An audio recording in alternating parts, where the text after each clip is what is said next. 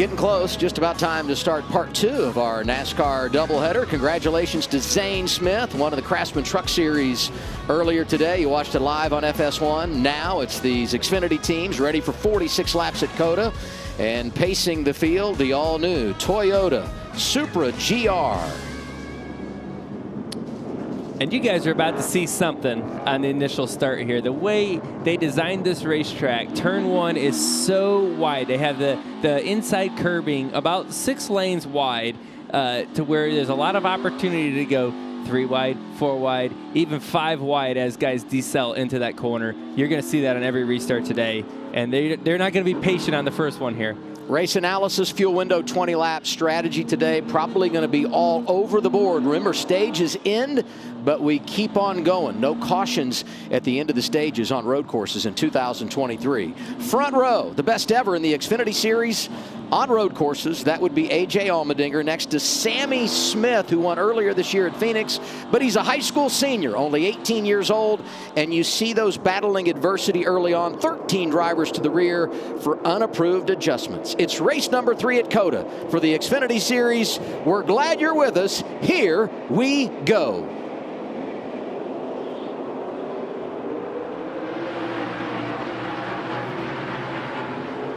Nice drag race down into turn 1. On your left there. On your left. Stay in the middle here. Here's what we talked about. They're 4 wide before they get in the corner. Oh, my goodness. Oh, this is a great way to get torn up very early. What about this camera angle? Great job to the FS1 team. You can really see the checkups in turn 1 and how the cars get so wide and then come together with all those nose-to-tail accidents. You said it, Brad, how slow they are in the center of that corner. Then they go down into the S's here.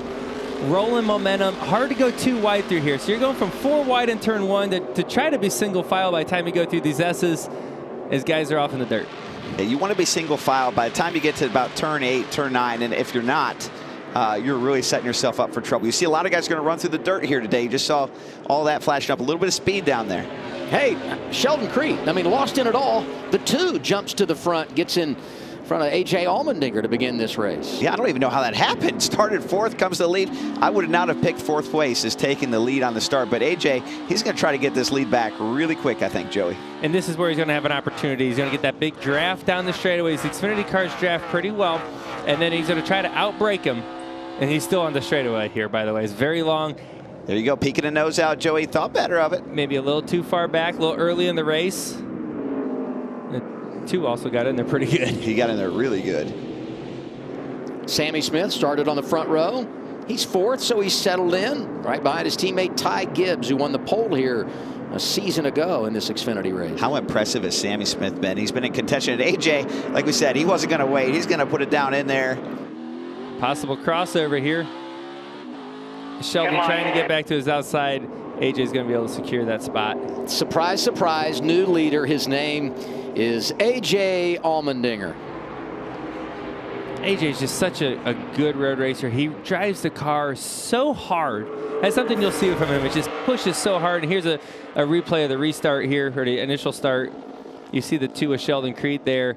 3 wide on the top. Gets a little tag in the left rear. Still able to accelerate off the corner. Gonna run Sammy Smith out here just a little bit. There's an art to that. Both of the Sams went wide. Sammy Smith, Sam Mayer. Oh, in the back, Almirola gets spun out first lap. Driving that 08 for Bobby Dotter, getting some extra time this weekend. Oh, you see a lot of damage. It looks like the 8 car, Josh Berry. I thought I saw him in that turn 1 checkup, but his hood looks really wrinkled here. Well, if you go back to a year ago, Josh Berry, he was involved in an accident on lap 1, really didn't get the experience he needed, and there is confirmation that Tire Pro Chevrolet is all beat up. You know, his teammate Justin Allgaier, one of those that had to start in the rear, so Junior Motorsports fighting an uphill climb early. And you watch them go through the S's there now. Remember, there's a rule. You can't have 4 tires on the other side of the red and white curbs. Only in the S's. Only in the S's. Right here at this view, it is okay. But NASCAR is going to be watching that all day long. And if you go too far, you got to pay the price. And we've seen it. I mean, it happened a couple of times in practice yesterday. And then it was big in qualifying. I mentioned it earlier. William Byron had the fastest lap in the final round. Would have been on the pole, but he cut the corner between turns 3 and 6. His time was disallowed. It's a ton of damage to Josh Berry's car. You just saw that right in front of Cole Custer.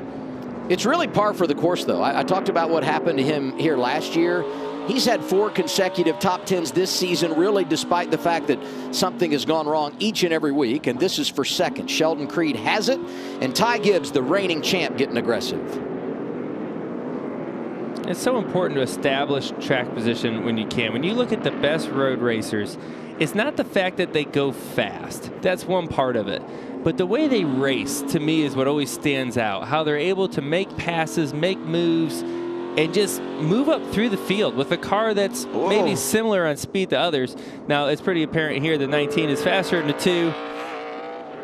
Sheldon's not going to let him have it, but Sheldon was really struggling right there through that long sweeping carousel. And Gibbs has been very patient here. He's had a few opportunities to really send it down in there. He's been very patient with Sheldon because I think he sees the weakness and knows it's a matter of time. And it's going to be a good opportunity in the 1 here for him. Yeah, getting some good advice from a spotter there to be patient. Right side. Right side. Clear. Clear. Textbook move. We talked about it at the start of the race. Turn 1, one of the best passing zones on the racetrack. But look, he's already almost 3 seconds behind race leader A.J. Allmendinger. So you get held up, you pay the price. Josh? Yeah, and a tough break for the 8 car of Josh Berry. And Adam, you talked about the fact that he had damage to the front of his car early last year. It seems like the same thing happened again. The team thinking it was contact with the 17 that put damage on it. And I talked to Josh Berry earlier about it, and he said, hey, I feel much better this year about my car and everything heading into this race. We just need a clean race. And there you see it right there. Contact with the back of William Byron's car. It's deja vu all over again for the 8. And I'm not so sure William Byron didn't get into the back end of the 98 of Riley Herbst. Let's keep an eye on that 17. Very fast yesterday, but not climbing early as I would have anticipated. So we'll see what they do over the long haul. Yeah, Byron, to me, was one of the favorites coming into the race. We know the Gibbs cars, you know, the 19, the 18, really good cars that are going to be tough to beat. But this 17 car, they put a lot of effort behind that with the Hendrick effort. And I would expect, William Byron's a great road course racer, too. So I would expect him to climb through the field here. And you ask, is AJ running hard? Well, I think so. His tires are smoking down into the corner. He's running hard. Look at him work away in here.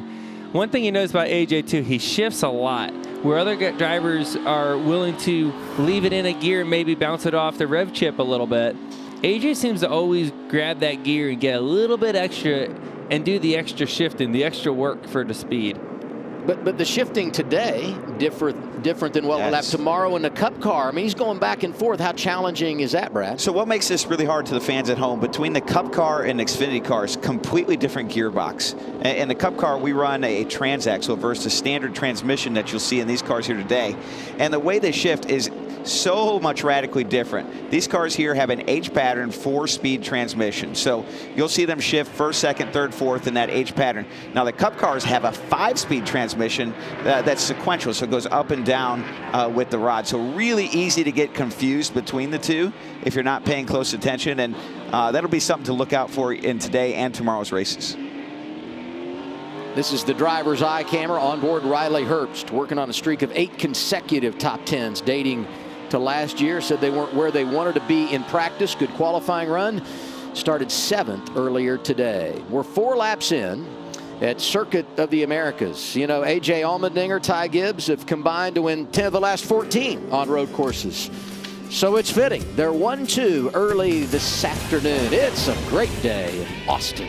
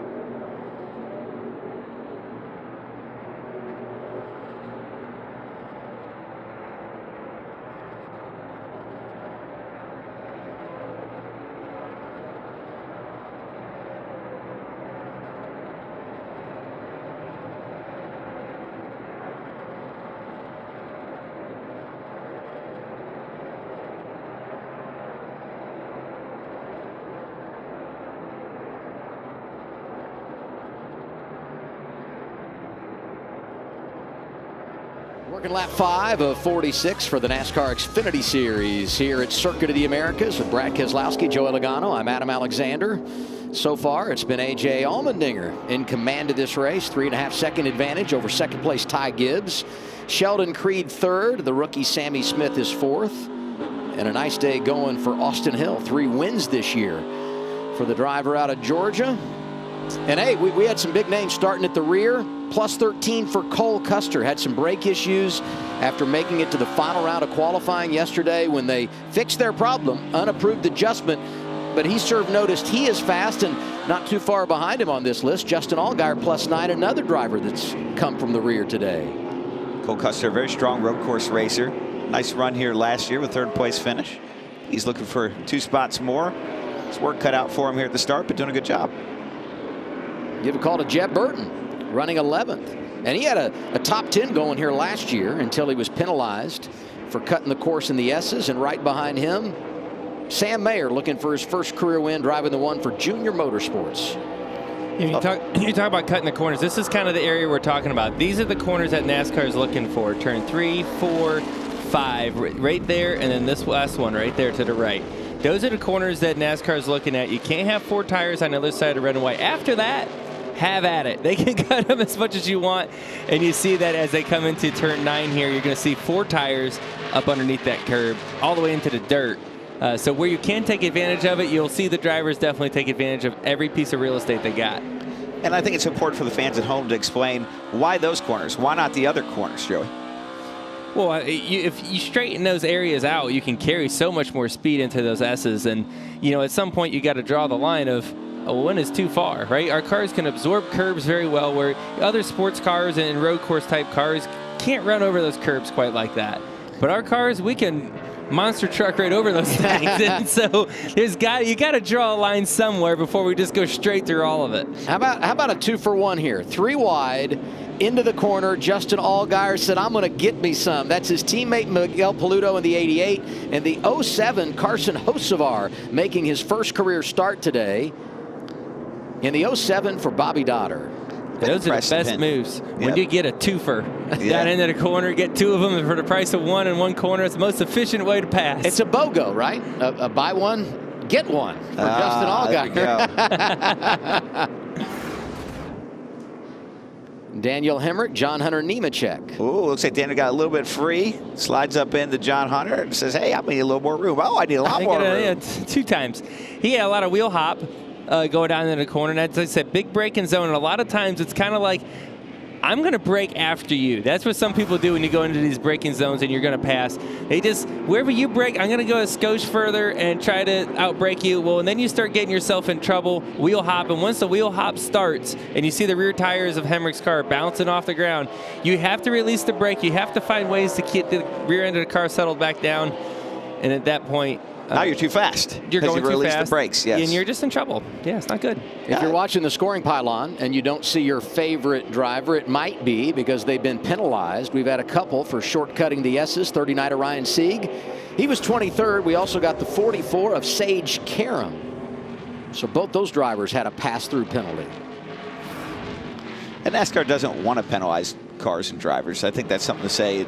At one time, you know, a couple years ago, we used to have strips there, so you couldn't run down. You know, Joey talks about how these cars run through the curb so well. And because of that, NASCAR came up with what were called the turtles. The problem with the turtles is they were completely destroying the race cars. So, you know, this is the compromise that I think the teams in NASCAR came up with. I don't know if there's a perfect solution, but we're trying our best here. Last week's winner, Austin Hill, 5th right now, Josh.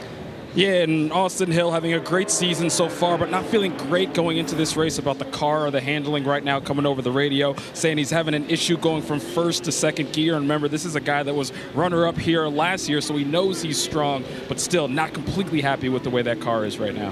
And just lost a position. William Byron is on the move and trying to bring Parker Kligerman with him. 48-21 at the front last week to end the race at Atlanta, and they're racing for position here. And all of that happening 13 seconds behind A.J. Allmendinger, who's been dominant early in this race. Started on the pole, lost the lead in turn 1, but hung right around, eventually passed Sheldon Creed for the top spot, and he's led every lap since. He's driving away. He's stretched that lead out to almost 5 seconds now, as you can see on the ticker on the left between him and Ty Gibbs in second. So I think AJ's got some speed here for sure. We've reached the halfway point in our opening stage. AJ Allmendinger in front of Ty Gibbs, Sheldon Creed, Sammy Smith, and William Byron. The 2017 champ is now inside the top 5.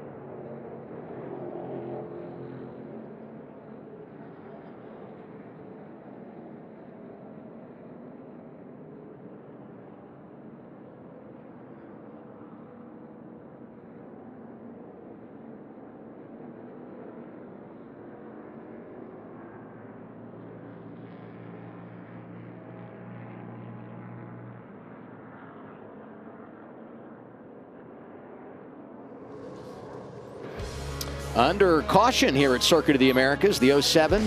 That's Carson Hocevar, said earlier, making his first career start. Blaine Perkins and SS Greenlight Racing parting company this week.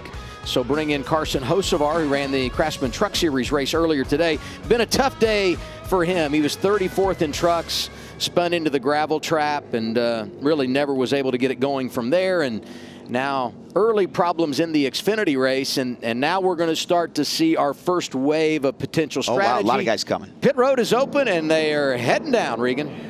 Well, Adam, this was a scenario a lot of teams talked about, wondering if we would get this caution right about now, and they mostly said they would come to the pits. The 17 car of William Byron, of course, on the pole for tomorrow, but getting some extra laps today. His race car a little bit free with the rear of it right now, and the 19 car of Ty Gibbs also a little bit free with the rear, a common theme up down pit road. Josh? One update on the 2 of Sheldon Creed electing to come in now and get those 4 tires and fuel. Been feeling good about his road program with that team so far, and a strong run so far for the 2. Everyone that pits here, and this is, back to the strategy thing that Regan was talking about, you're trying to get in these windows. You pit here, you're in a window then to do it on one more stop, just to confirm everything we're talking about strategy-wise. And Austin Hill, who's been having some problems shifting, +4. Great pit work there.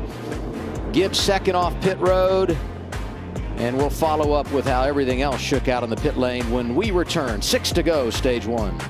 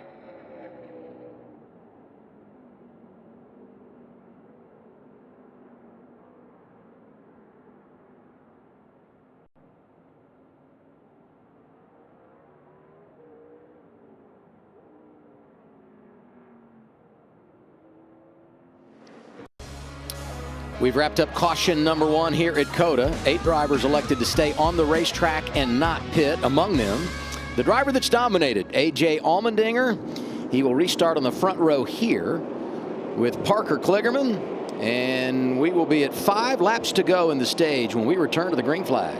And you thought the initial start was crazy. Wait till you watch this. You got cars with older tires up front. You got cars with new tires behind them that are going to be aggressive. They're already aggressive before they even get to the braking zone as they're 5 wide again into this corner. Yeah, what I'm looking at here is Ty Gibbs. He is the furthest car forward with new tires, and he's getting used up off of turn 1, 4 wide.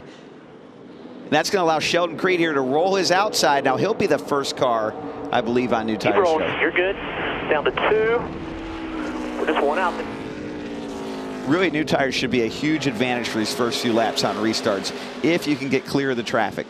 So the first guy to break through has a shot to run down A.J. Allmendinger here and win this stage. And those new tires are worth a lot, but when you get into these S's here and there's other cars around you, there's nowhere to really go. You have all this potential in your car, but you're stuck.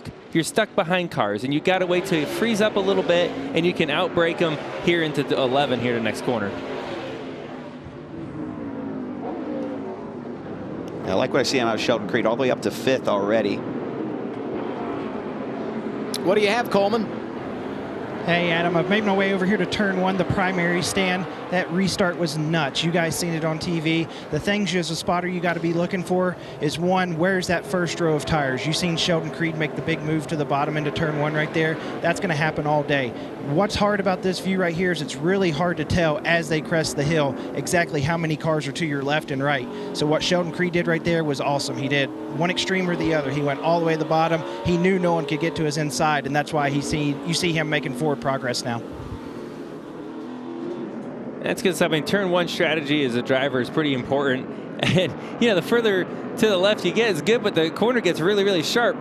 And you almost got to back up to get around the corner. It gets really, really sharp because you get pinned on the exit as well. So you just got to be smart about how you get through all that. And, you know, you want to be aggressive and get the move done, but you also got to have a car to finish the race with. Yeah, exactly. So it's pretty tricky. And we're still pretty early in this race. In this strategy, you know, Brad and I, we were talking about it a little bit during commercial. You know, you see A.J. Allmendinger, he stayed out. Most of the other really fast cars that were in contention all pitted there. I don't blame them for doing that because they realize how fast A.J. is. Let's just do something different. And maybe at some point we can bury the 10. I think that's what they're hoping. Well, and whenever he does pit, I mean, he's going to lose a ton of track position here. Sheldon taking another look here at the spotter's view with Coleman Presley. You see Sheldon Creed trying to get up to 3rd here on Riley Herbst. And he's going to get it, too. All of that was set up with that turn 1 move we were just talking about. Turn 1 a little bit. I would say Sheldon Creed's trying to get up, win a stage for a 2nd consecutive week. He beat his teammate to the line by a nose last week in Atlanta, but the caution had come out.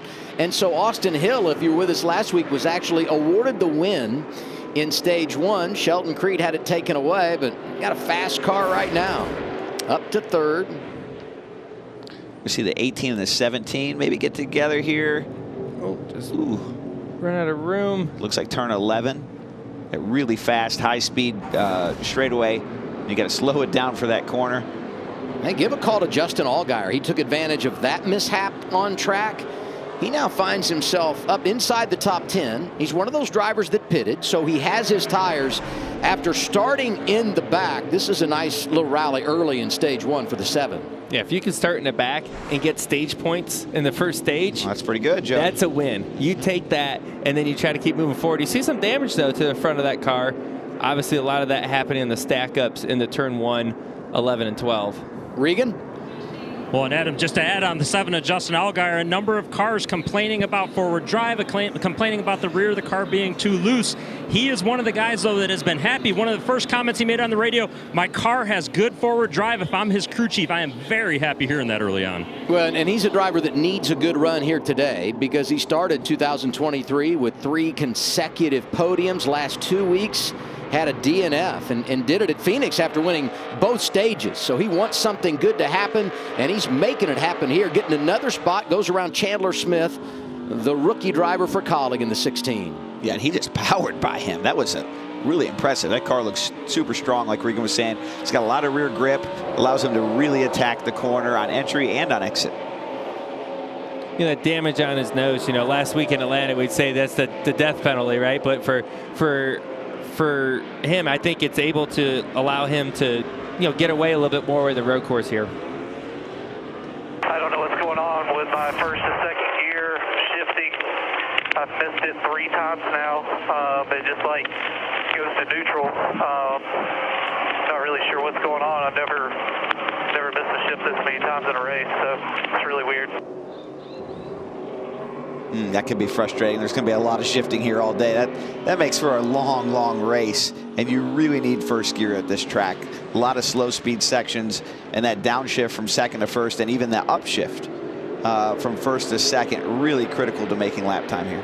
Does it make it even more physical when you're fighting that in the car? I mean, you're getting thrown around, and there's so many physical components to this race. I'm guessing that makes it even worse, right? Oh, absolutely. We talked about how physically of a demanding racetrack this is. You're constantly getting after it. Coleman was talking about that earlier. It's hot out. Oh, and he's going to give that spot back. That's right where he shifts Joey into second. He had just passed Chandler Smith. It would not shift right there, and he's going to give those 2 spots right back. Yeah. And there you kind of get an idea of what momentum means, because you lose it off the corner, and then they really take advantage of you down the straightaway, and the climb continues for the 2 of Sheldon Creed. He gets by Parker Kligerman. Now, keep in mind, they're on a different strategy here.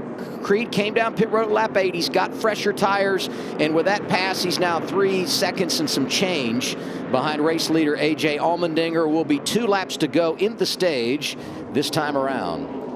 And Joe, you were talking about for Austin Hill, you know, how big of a physical challenge this is, and then you have the shifting go on top of it. But how about the mental challenge, right? You know, you're trying to race the traffic here, Joey. You're trying to race the racetrack, and it's just another distraction for you when the car won't shift properly. It's tiring.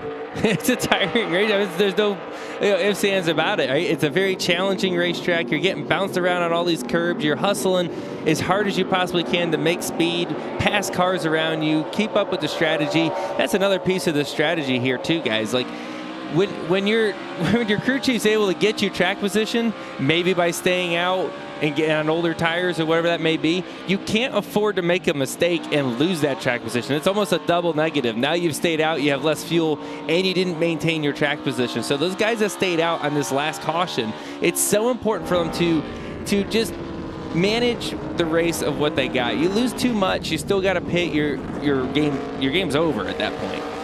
Well, we were on board with Riley Herbst. You got Parker Kligerman. There are a number of series regulars up there that need points, that didn't pit. As you said, you got to stay up there to take advantage of what's right in front of you. And something I'd say here, A.J. Allmendinger's really fast. He's had a 3.5 second lead pretty much since we've been at this point of the racetrack. Yes. Last lap when Sheldon was able to take the second spot. He's still able to just keep ripping on older tires. How long does he keep going? Stage is going to end in a couple of laps, but the caution will not come out. How far will he run it? Maybe we should ask Chris Rice. Let's do it. Chris Rice, Joey Logano in the Fox booth. You got us? Yeah, 10-4. How you guys doing? Well, you're even more relaxed than we are up here, considering how fast AJ is out there on old tires, really not really even giving up any time to the second place car in Creed. Obviously a little different strategy call. Seemed like everybody did something different than you guys. I don't blame them because you're so fast. That's what I'd want to do, is something different. What are you guys thinking? You're going to have to pit here soon, right? Yeah, we have to pit soon. You know, Alex Yant's late model racer, right? And we've talked about this a bunch. And I said, hey, man, this is the time to run your own race. And we're going to run our own race and do our own thing and let AJ handle it. You know, he's probably one of the best that's ever been, and that's what's key. You know, so is making sure that AJ can do his thing. He's amazing, and he makes our program so much better. But, yeah, we'll be pitting here shortly, so it ought to be fun to watch anyway, right? I'm sure you're going to get them stage points. Have a good one, man. Thank you. Appreciate you guys. You know, he brings up an interesting point, talking about calling strategy, and the crew chief is Alex Yantz. And, you know, AJ was on Race Hub this week, and he talked about the pressure that comes with running a road course because the expectations are so high. And Alex Jantz, the crew chief, told me in the garage this morning, the pressure's up for all of us. We're all aware of what it means to have to go out and perform at these road courses for AJ, and this is something. Fourth on back, Ty Gibbs, William Byron, and Riley Herbst in the 98. Great race in here, Adam. They've got a couple cars here with older tires than others, and they're all kind of converging here with the 98 car having stayed out. Of course, you're seeing Ty Gibbs, William Byron slowly make their way up to the front. They didn't have the best restarts. Neither of those two cars did. Sheldon Creed kind of got away from them, but they're making their way through the field now. And you bring up a solid point there, Brad. That's the difference of having the big restart that Sheldon Creed had. And we already talked about how good of a restart he had the initial start. He did it again the second restart, and that's why you see him only 3.5 seconds back or so from AJ. And you look at Ty Gibbs, 7.8, William Byron, 8.1. 4 or 5 seconds. It's a big difference just getting through a couple cars earlier, and you're really able to stretch that gap. AJ Allmendinger leading by almost 3.5 seconds. What's he saying? Frankie, you want me to scream at you so you feel at home? This is great. This is great. I feel like I'm on vacation. Do you have your shirt off? I do. All I have is the sleeves that I have on protecting my arms, and then I have no shirt on and no shoes. Well, I mean, you can talk like this when your car's really fast. You can afford to be on vacation, I guess, but don't let your guard down too much because things happen quick. We've seen this in NASCAR plenty of times. You can have the dominant race car, and before you know it, something changes very, very quickly as we're coming to the final lap in this stage here. Does it not feel weird that we're coming to the end of a stage and there will be no green, white checker flag and there will be no caution? I mean, this feels so odd to me. I feel like we've gotten in such a rhythm of doing it, but it's the new rule, the new setup on road courses to help open up the door when it comes to strategy. And it's about to change here, too, because when the 10 pits, think about how much time he's going to lose. He's going to bury himself like almost at the very, very back, right? It's a long pit road. He's got to make his pit stop. You know, we're talking, I don't know what it is, maybe 40 seconds or so, right? Lost on pit road. So, you know, just doing a quick look through the field, that's going to easily drop him outside the top 20. And I'm just wondering, Joey, how much longer is he going to stay out? Well, right now he's really not giving up any time, right, to those guys. So I think you run it as long as you possibly can at this point, right? I mean, he's actually pulling away from Sheldon Creed at the moment. So if you're able to do that, I think you run it as long as you can and then pit. Chandler Smith coming down pit road. And his teammates making a pit stop. AJ Allmendinger has won stage 1 at COTA for a 3rd consecutive year. Creed, Kligerman getting points. Riley Herbst did. Talked about Justin Allgaier. Brandon Jones needed points and was able to get them. Same for Sammy Smith and Sam Mayer. He wins the stage and keeps on digging. Yeah, you have to think he's going to come next time by, wouldn't you? That was the plan for most people. Run it through the stage, get the points, and then pit. But, you know, as we all know, the minute you try to predict what's going to happen from a strategy perspective in one of these races, you are out to lunch because everything seems to change with the flow of the race. I'm anxious to see if they do what we expect them to do and what the plan was this morning in the garage for Alex Jantz and that bunch. So let's talk about that. Why is the pit strategy, why does it change so much? And there's a number of reasons for that. One, you've got a car that's dominant. So if you do the same things he does, as Larry Mack would attest to, you're probably not going to beat him. So you're going to have follow to the leader. You're going to follow the leader all day long. My favorite line. The other thing is you get these little variables that change the optimum strategy. A yellow comes out on a specific lap, and that can change everything. Most of these teams, especially in the Cup Series garage area, have a pit road simulation that will actually tell them when is the best time for them to pit. And they will run through all of these different scenarios to try to help them make these decisions easier. And they're going to use those things to their advantage. And so when we try to map out these races, that's why it's so hard for us as AJ Allmendinger pits, because there's so many pieces you can't see, and they all aggregate together to make an optimum strategy. Stays out through the stage, gets the win. As we said, 3rd consecutive year. He's won the opening stage, and then he pits. And those drivers that stayed out with him coming down pit road as well. Maybe not all of them, but a handful. Here they are, Regan. Well, Adam, the plan for the 98 car of Riley Herbst from the start of the day was to pit whenever they got the stage points, and at the end of the stage, they wanted to make sure they got some of those. That worked out. Josh? Well, the plan for the 9 of Brandon Jones, who started deep in the field, was to get those stage points, got those much-needed stage points, and then the plan is to come in and pit. As far as the 10 of A.J. Allmendinger, another Stage 1 win here for him at COTA. Had a strong car so far and has led 14 laps. All this cycles through. Sheldon Creed is the new man on point. Parker Kligerman scored in second. He is yet to make a pit stop. But right behind him, you know, would be second place William Byron. Third place would be Ty Gibbs. You got Justin Allgaier there. These are the drivers that pitted at lap 8. They will cycle through to the front. As a host of drivers have made pit stops, and we anticipate Parker Kligerman will be down fairly soon as well. You know, and A.J. Allmendinger just made that pit stop, and this is what we talked about, right? Eventually, you got to pit and put gas in it, right? You got to take the hit, and now he's pretty much gone to one of the last cars in this line. Now he's going to have new tires. He's going to make quick time of passing these guys, as you see, but he's going to have to work a little bit to get through that. Yes. And I guess he hopes runs long enough that everyone else pits. Yeah, he needs this to go at least another 8 to 10 laps so that the other cars have to pit as well. That's what I see here, Joey. And if that doesn't happen, that might not be so good for him. But you see, he's working his way through the field. The leader of the race pitted under green, A.J. Allmendinger. He came out 27th.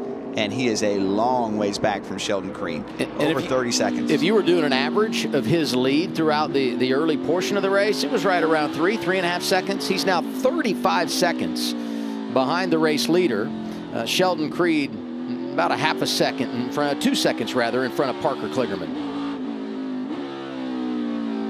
So he needs a green flag run here. He's hopeful for 10, 15 laps as you see Parker pitting this time by. If he doesn't get that, it's going to put him in a lot of trouble and buried in the field. Scheduled green flag stop for Parker Kligerman, Regan. Adam, it's been a great start for Parker so far today. Some handling issues yesterday in qualifying and practice with that car. No comments on that today, though, with the front end bouncing. It's been much better so far. Lap time's very good, even on those old tires, so they stayed out one extra lap before they came in.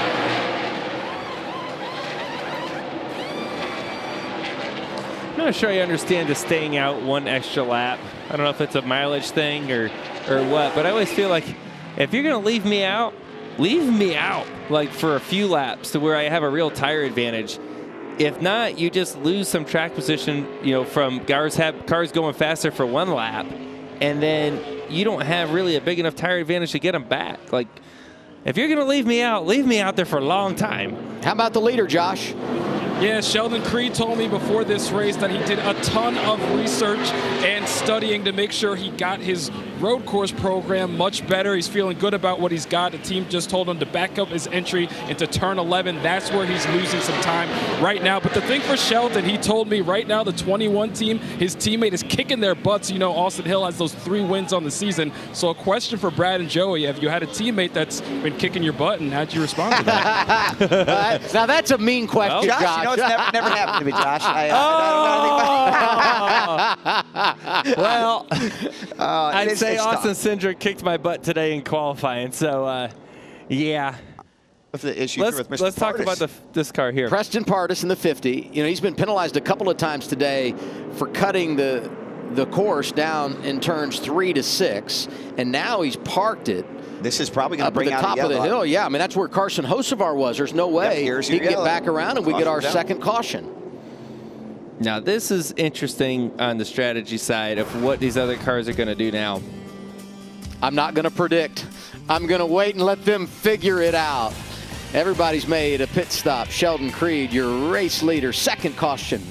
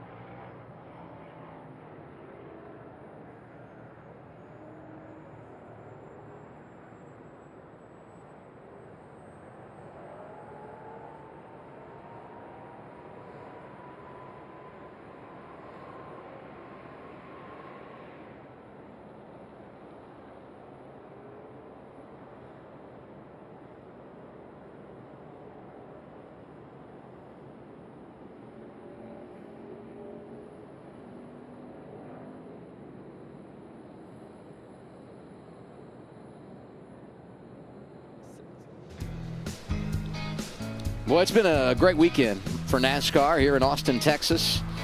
They built Circuit of the Americas over 10 years ago. All the big motorsports organizations have been here. And I won't say the third time's the charm, because every time we come here, it's magical, and it gets even better tomorrow. NASCAR's Top Shelf taking on COTA. Coverage begins on FS1 with race day at 2, or over to Fox at 3 o'clock Eastern time. William Byron racing today, on the pole tomorrow. There goes Preston Pardus to the garage. Starting to see a lot of mechanical failures here. Preston Pardus looked like he had a mechanical into turn 1. Of course, we saw Carson Hocevar earlier in the race. He's had a bad weekend. 2 mechanical failures on his truck and now the car. And even our points leader in the garage as well with transmission issues, it sounds like. Austin Hill had to go to the garage. Yep, he was having that shifting problem, eventually took it to the garage. We'll keep you posted on his situation.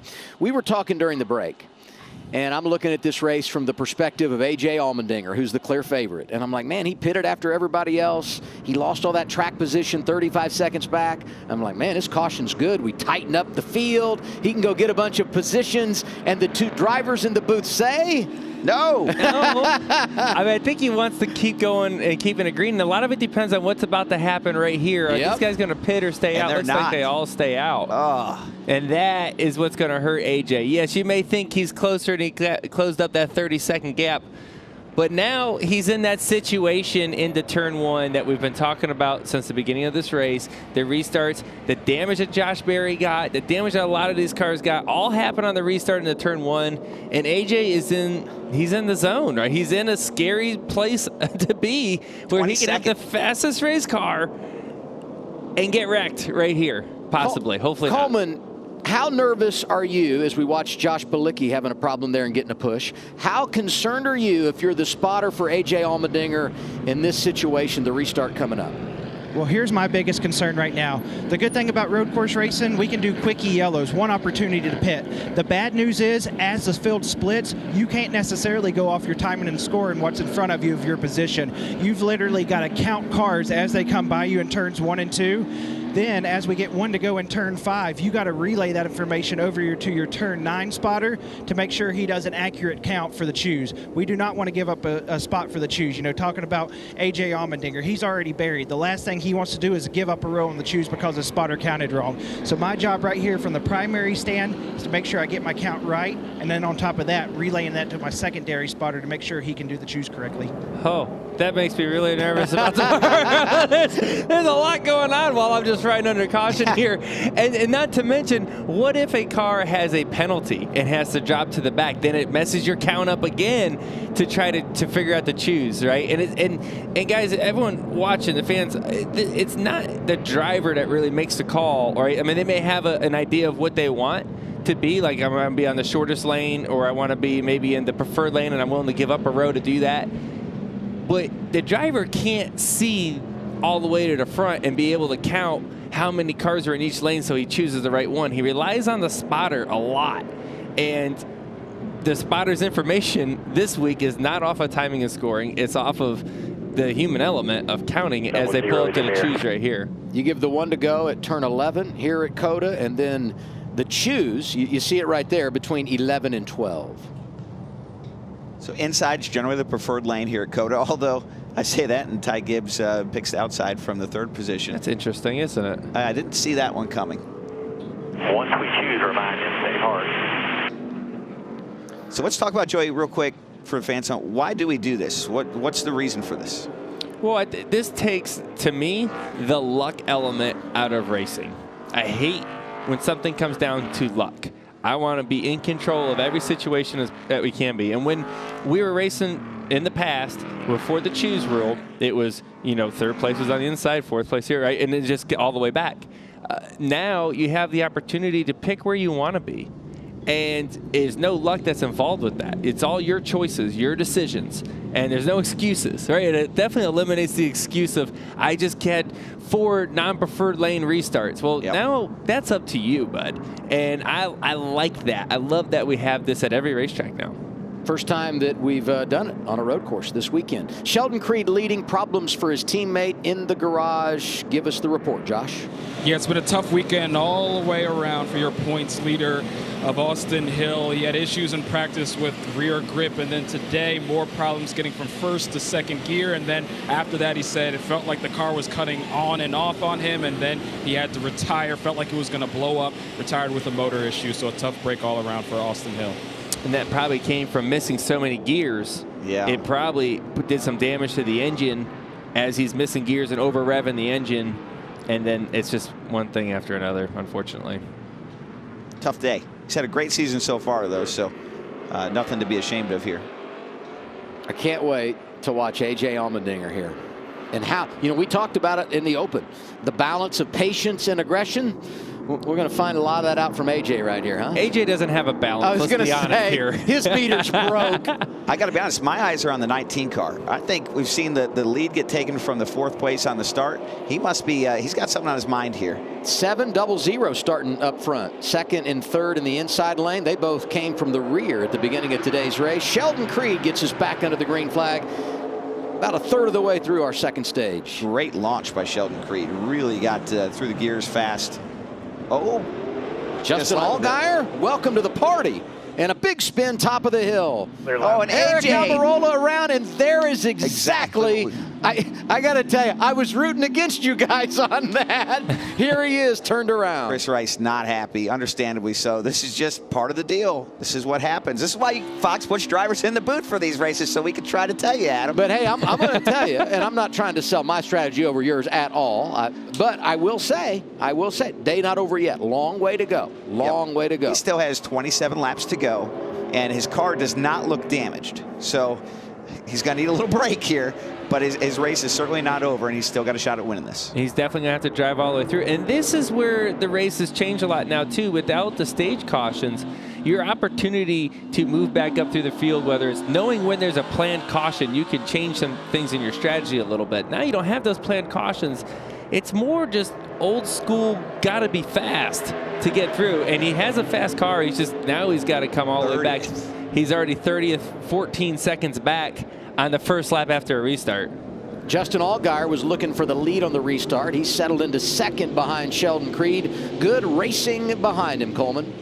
Yeah, it is great racing. I want to go back to a point that Joey just brought up. There's no planned cautions. Let me tell you the importance of the 3 spotters that you have here today. If they see something that's going to bring out a caution, if they can relay that to the pit box and let the crew chief make a decision to come to pit road before it closes, that could be your game changer. I know that's one thing we've really focused on this week of talking to all of our spotters. Hey, pay attention. If you think it's going to be a caution, let us know as quick as you can.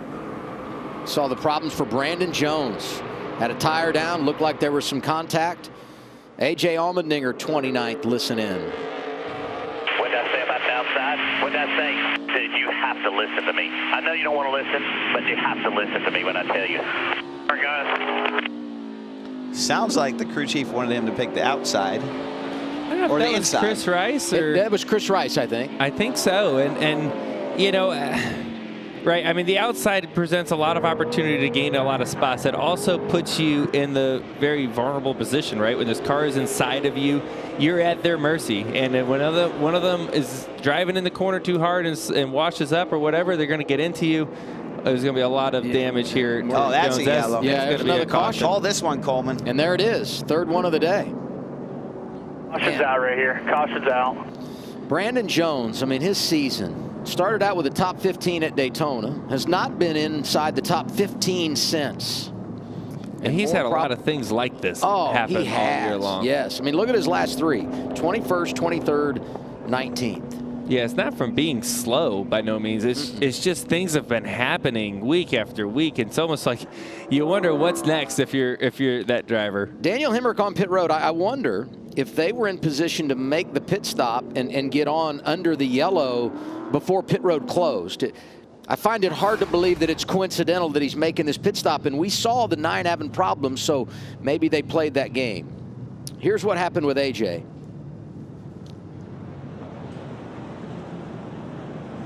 So somebody gets underneath him. Parker Kligerman gets underneath him. Oh, and it looks like that's Almirola gets spun. He's just wrong place. Like once Almirola got underneath him into the braking zone. Yeah, we see Almirola. Wow, they're 5, 6 wide. Oh, boy. You see the 8 car getting spun. He spins into the 08. Yeah. We got another car spinning out here. Looks like the 43 maybe. Yeah, Ryan Ellis. I think that's the radio communication that we were hearing a minute ago from Chris Rice. This is the Celsius onboard camera. Just not and enough he had to stop space. the car, because if he didn't stop, he was going to drive to the front end of Eric Almirola. By the way, some of that, like, AJ was being pretty cautious. Yes. That's what allowed Almirola to get underneath him. Or not, sorry, not Almirola. It was Parker Kligerman. Parker Kligerman to get underneath him. And that's what put him in the bad spot, not on the absolute bottom when he got to the curb. Yeah, you could almost argue he was too cautious trying to take care of the front end. Right. This is the Brandon Jones car, and we did get a report, and there you see a little bit of damage on that 10. We did get a report that Daniel Hemrick thought he had a tire going down. That's the reason they pitted. I thought maybe that was that classic road course strategy call. You see a driver having problems, you can get onto pit road before the pit lane closes, because pit road immediately closes once the caution comes out. But if you can pit under yellow, and get in before things close up, then that can be a huge advantage when it comes to flipping things and gaining some track position. Well, this will be interesting, this yellow, to see who pits, who doesn't. We haven't ran a lot of laps, but the way this race is going right now, there's a chance that you could pit here and make it to the end. If cautions breed cautions, if we keep getting yellows, this would be a potential window to run out the race. Someone to keep an eye on. You guys mentioned Parker Kligerman on that last restart. He's 12th right now. But remember, he ran it a little bit longer. Pitted at lap 16. All these guys in front of him pitted at lap 8. So his tire's quite a bit fresher. And really, when you consider the cautions here, not a lot of green flag laps on those tires. So I would anticipate the 48 could be really quick. And everybody says we're going to stay on track. Halfway through stage 2 here at Circuit of the Americas. Interesting start. Third caution of the day. Sheldon Creed is leading the race.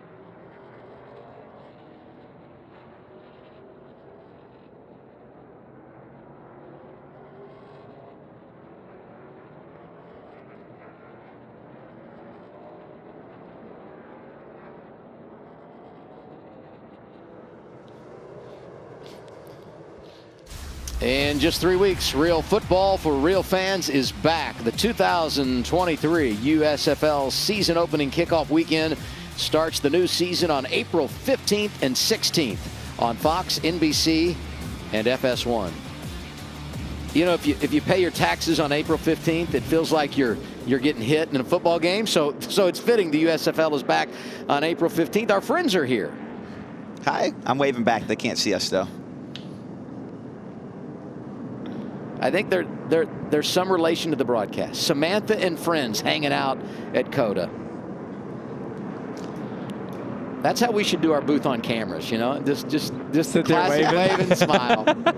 Joey, you could get away with that. Brad and I, not so much. I like smiling. Setting us up for a restart here. 21 laps complete, going to lap 22. Sheldon Creed has taken control, and it really came back to that restart, Joey. Right around lap 8 when we had the yellow. He got control of the race, but I got to tell you, I think William Byron is faster. And if this thing runs green for a little bit, I think William can get by him, but we'll be interested to see. He definitely saw that as they were coming towards the not this caution, the caution right before. It was a longer run. William Byron almost ran down Sheldon Creed, so definitely has a faster car. Our Toyota GR Super Pace car going to pull to the pit lane and turn the field over to Sheldon Creed and William Byron, a couple of NASCAR champions on the front row. Creed got it done in trucks. Byron right here in the Xfinity Series 2017.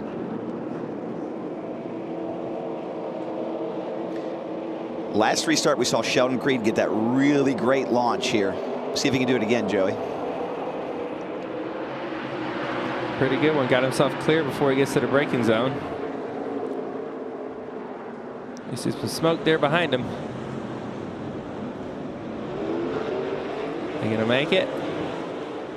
They did. Six wide. It's unbelievable to me what happens in turn 1 here. These camera shots from our Fox crew are amazing. I love these views. You really get a perspective of how big the track is and how challenging and technical it is just to make a lap here, let alone with all these cars around you. And let me say, if you've ever been here, look up from the front straightaway to the top of the hill.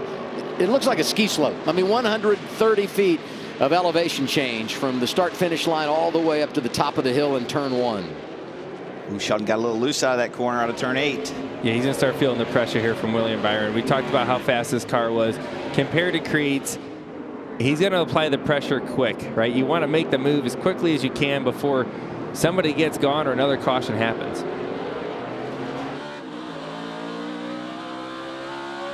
A.J. Allmendinger update. He was back outside the top 30, being scored 19th right now. Had a real solid restart here. Gained a lot of position. 7 spots. Oh, little contact here through the S's with Josh Berry.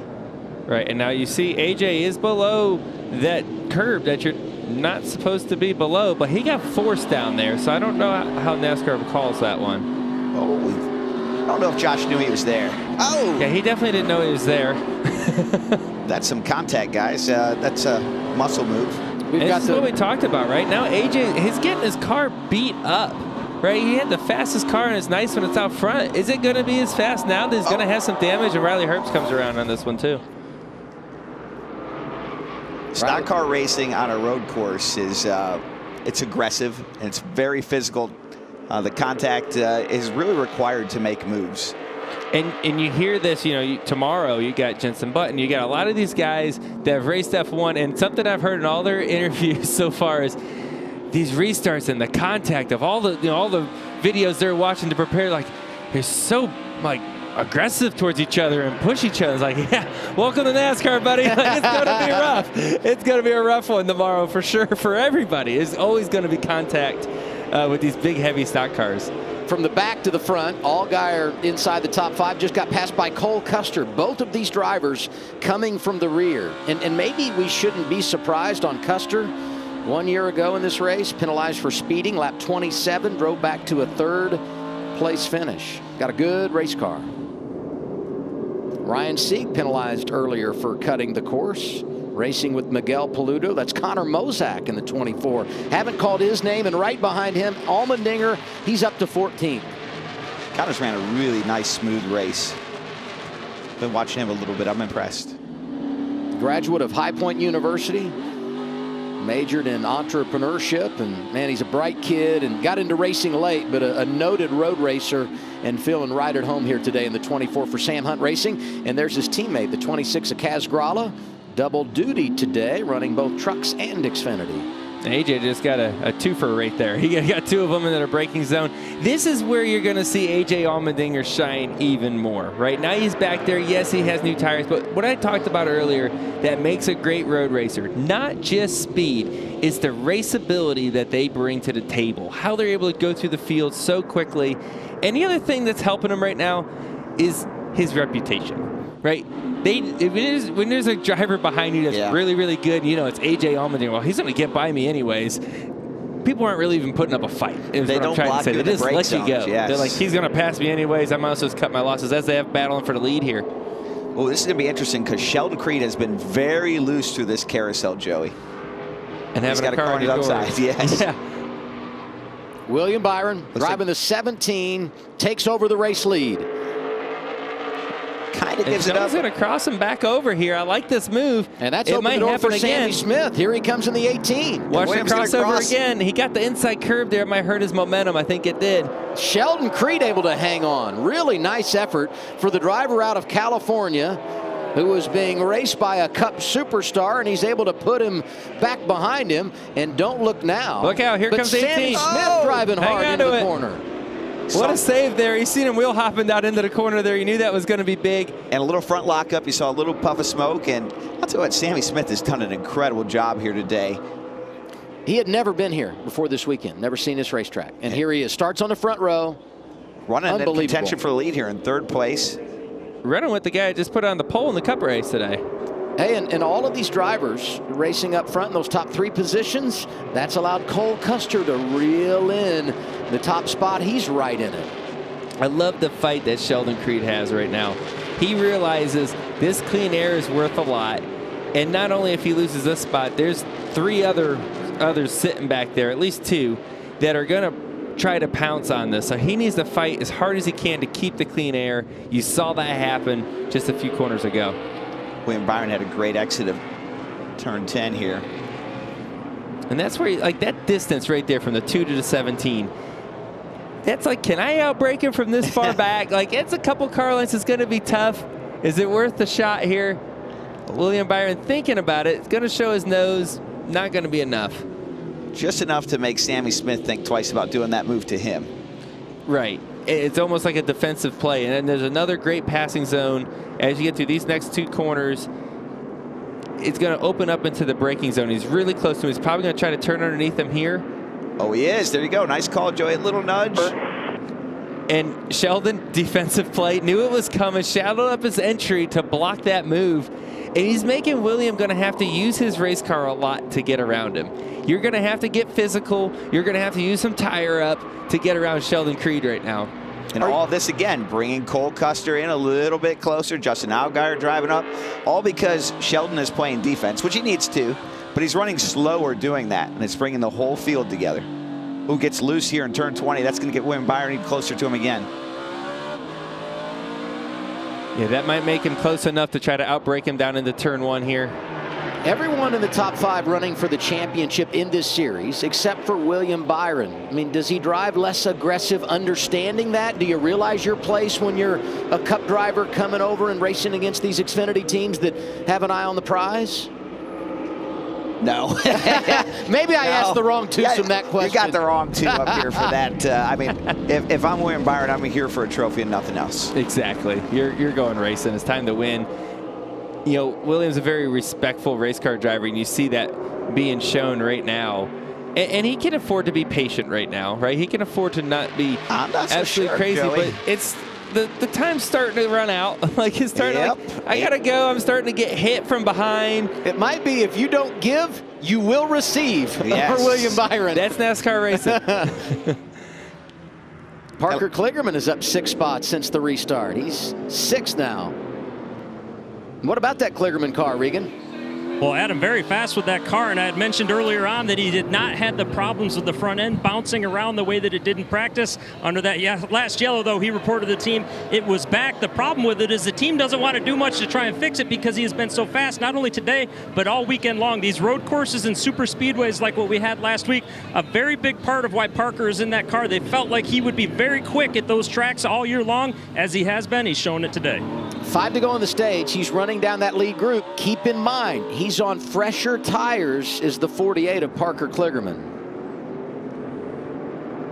They're all getting ready to wreck each other, I can tell you that. Yeah, they're battling pretty hard for this stage of the race. None of them have any idea how to pass at all, other than running into the guy in front of you. Yeah, this fight go-karts. I'll tell you who's got an idea how to pass.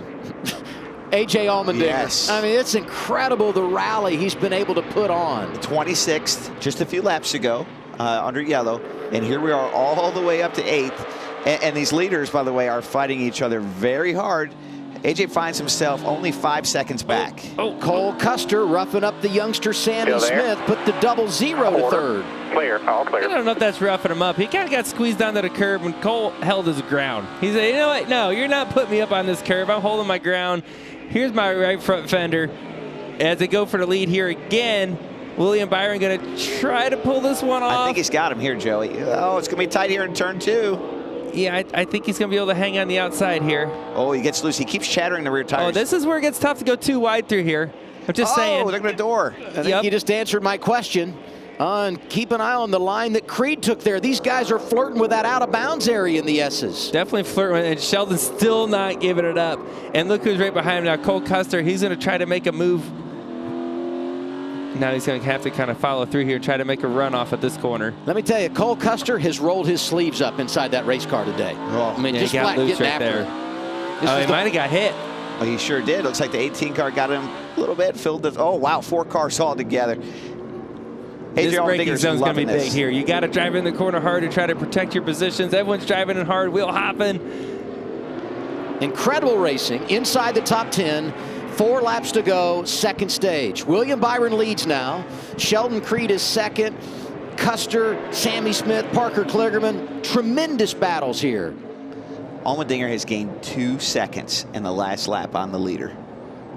Well, they've been racing really hard, and look at, you see AJ's car back there as he's breaking into 11. Creed, contact with William Byron.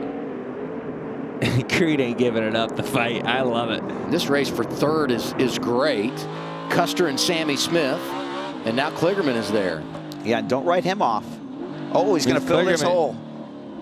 How much do those fresher tires make a difference at this stage of the run for him? It should be. I mean, he's got a good 7 or 8 lap fresher tires. Oh, it looks like something might have happened to Parker up off that corner there, Joey. Yeah, I don't know, man. Missed a gear or something. He had a nice pass move done there on Sammy Smith. I don't know what happened there.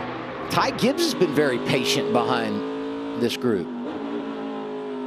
And his patience has allowed A.J. Allmendinger to get to the back end of them. Allmendinger, another driver on fresher tires than those ones just in front of him. Now watch Allmendinger get through this field here. He's going to be very strong. Look at already a good run on Ty Gibbs. Going to be able to pull him back. This is side draft. Side draft still works on these. He's trying to pull him back, put air on that spoiler of Ty Gibbs and outbrake him down here into 1. Custer making the move for second place. Sheldon Creed is so good on restarts that if he can just maintain track position, he'll be very tough to beat here. But I just don't feel like he has that long run speed. Caution's out. Hey, everybody's now, this is for Brett Moffitt. This is the 25. He was having a pretty good day. This is the great equalizer right here. Everybody can make it from here on fuel. You have we're to in the expect window. The whole field to pit right here. Now, A.J. Allmendinger, I think he's happy again. Why wouldn't you be? He's in contention now, right? Again, like he didn't make it up completely. He's not in the lead. Yes, he's got some damage, but he's back up to 7th. We anticipate there could be some pit stops. We'll see how the strategy plays out. 3 to go, stage 2. Tremendous racing. William Byron leading at COTA.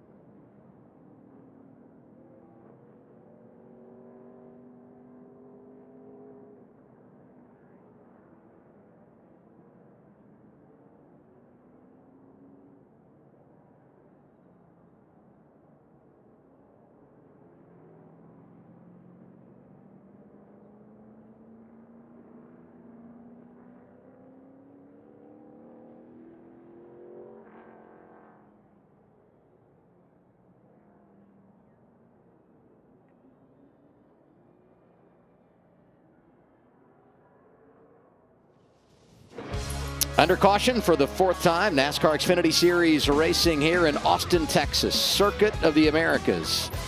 Closing on the end of our 2nd stage, pit road is open, and we've got a number of cars coming down, Regan. Well, a great run from the rear at the start of the race for Cole Custer right now. That car is pretty good. He doesn't want to hurt any of his turn, though. Wants a little adjustment to give some rear grip with it. And the 17 of William Byron, his car has been loose the entire race. It got better on the last pit stop, but it was still loose when he got into that battle last time. Wants an adjustment for that. Josh?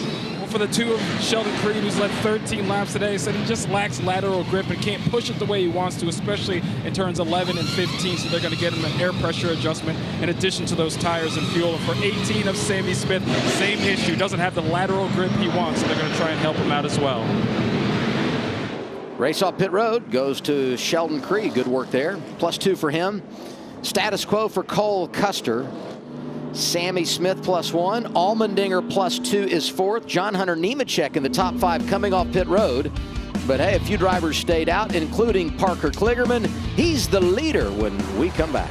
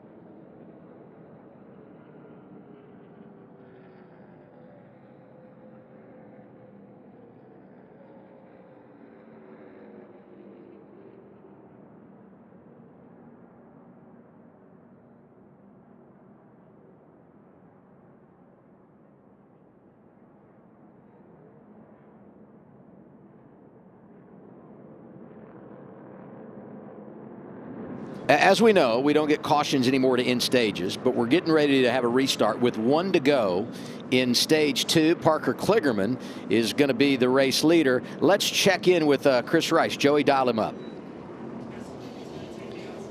Chris Rice, Joey Logano in the Fox booth again. You got us? Yeah, guys, I got you. Well, you went from chilled out to really angry really quickly. And rightfully so. A lot of crazy things happening. You guys have a fast car. It seems like it is the 10 car versus the field, and everyone's willing to do something different to try to trap you guys back in the pack. Now you're back on equal strategy to the cars that are around you. You got a little bit more damage to the car, though. What are you thinking now? Well, yeah, we do feel a little bit better, but it's tore up on both sides. It's still fast. It's still A.J. Allmendinger, right? And yes, that's my animation, and I think that's it's a lot of fun to watch me. You know, our guys and girls at Colic Racing, they work really hard to do all we can do, and I think he's put on a show. I put on a show, so I feel like we're in good shape now on equal strategy. It worked out perfect with this caution, so it's going to be a lot of fun to the end. Oh, yeah, it's going to be a battle to the end. We're excited up here. Good luck. Hey, thanks. Appreciate you guys. Restart, final lap of the stage. All different types of strategies going on. Parker Kligerman trying to sneak through with the lead, and he does. Maybe not. Look at this. Here comes the 08 of Eric Almirola. Ryan Segan, the 39 to the race lead. Incredible stuff on the restart. I think Parker might be having the same problems we saw at Austin Hill. His car won't shift. And there goes Cole Custer. Oh, he might be stuck in that gravel. Yep, through the gravel. And we'll see if he can get it going or if this could produce our 5th caution of the day. He had made the pit stop, was in a great position after starting in the rear at the beginning of the day with a really fast race car. He was being scored 6th when he went for the slide. And Sheldon Creed again nails the restart. He's in phenomenal position to maybe make this pass on Ryan Siege, and this is exactly what he needed. John Hunter Nemechek. Haven't said his name a lot today. The Gibbs cars have been fast, and here he is racing Eric Almirola for 3rd. Spin in the back, Sam Mayer. Sam Mayer. We have got action everywhere, guys. We don't even know what to cover on the camera. There is bumping, passing, grinding in this last lap of the stage. What a show. Final lap, stage 2. Again, we will not throw the caution here for the lead. Sheldon Creed drives to the inside and around Ryan Sieg. And it's really no fight that Ryan Sieg can put up with that. The 2 is proven to have a fast car, and he has a big-time tire advantage. And it's all the credit here, once again, goes to Sheldon Creed on his restarts. Like you said, Brad, he has been able to just make hay on these restarts and put himself in position right now, looking good to win the race as the caution comes out. Yep, it will, and that will, I mean, the stage is going to be over now, right? And it's because of Cole Custer could not get out. But I'll tell you what, I mean, if it, bad luck, are you kidding me? It's just unbelievable what's been happening to this team all year. I don't see him doing anything wrong. I just see bad breaks, like you said, and you have to feel for Cole. And right there, you're just sitting there in disbelief, you know, and he's been so fast every race, and it's been something. Let's take a look at this restart here. Parker Kligerman has the lead on the restart. So he gets a little wide here, and the 08's going to come through. Sheldon Creed just, again, phenomenal job here. Middle of 4 wide, clears them all. It kind of works out. And something happened to Parker Kligerman there. He was in position coming off of turn 1 in the lead, looking like he was going to win the stage. And then it's like he missed the gear or he's having transmission issues, and he lost a ton of track position because of it. Here's a 0-0 going into turn 3. 2 wide with Josh Berry. Just, you know, looked like Josh couldn't get far enough to the left there for him. And you know, there's got to be a little bit of give and take going in there 2 wide. Thank goodness for the gravel. That would have been a good hard hit. What about the comeback for Josh Berry? Get stage points after wrinkling up the hood on lap 1. Sheldon Creed, first career stage victory. Ryan Sieg, stage points. John Hunter Nemechek was 3rd. A call to Josh Berry. Sammy Smith and Jeb Burton also get points.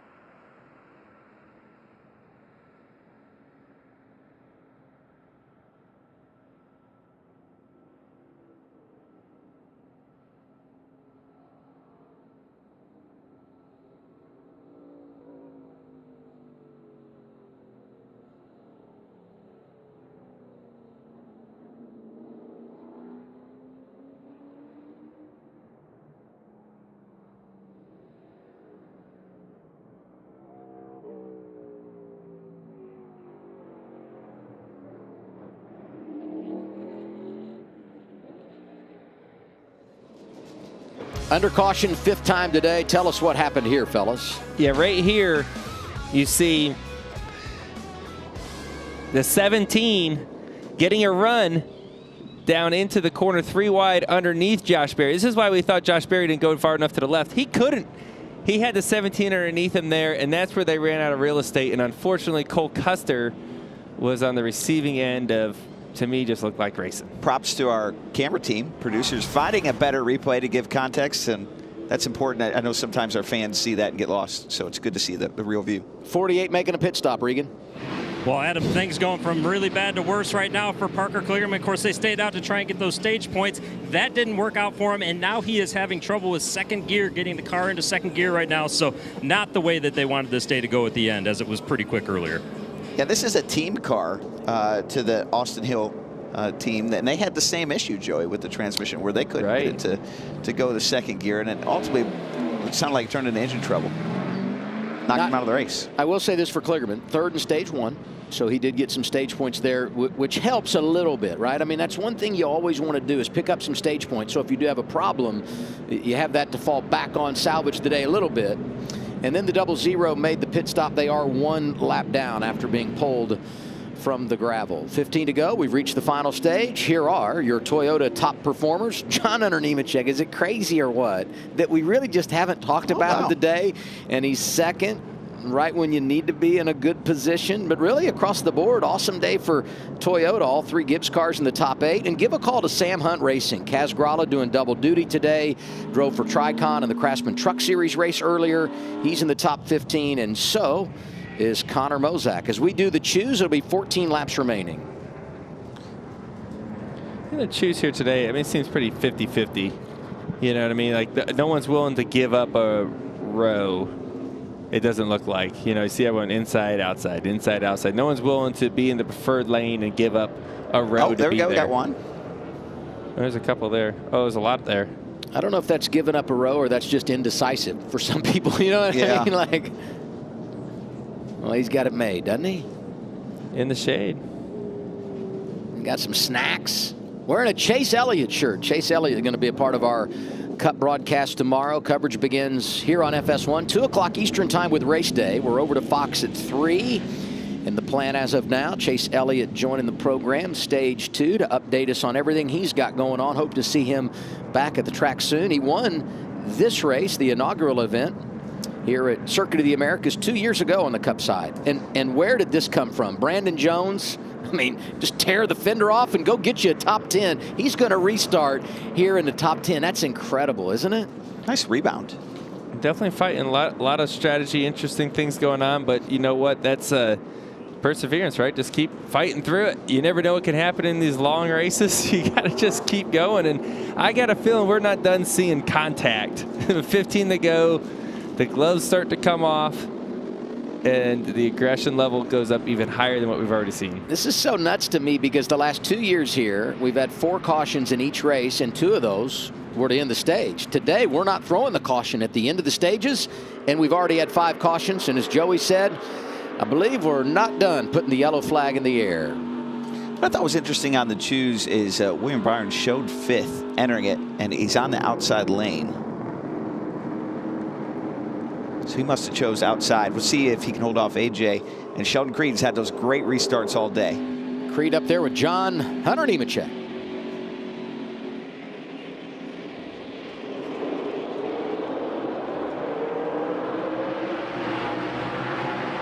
Sheldon with a great launch again. Not surprising. AJ looking for the way bottom.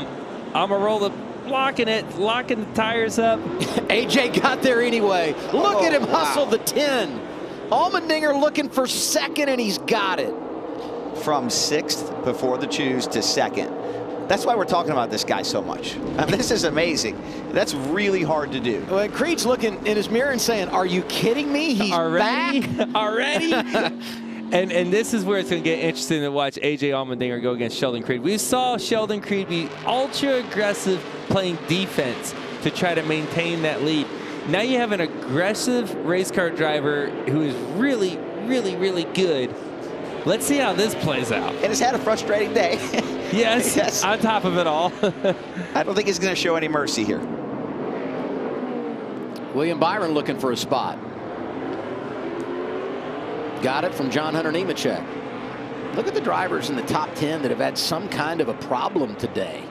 And the rebound, Allmendinger, Almirola, Josh Berry, Justin Allgaier came from the back.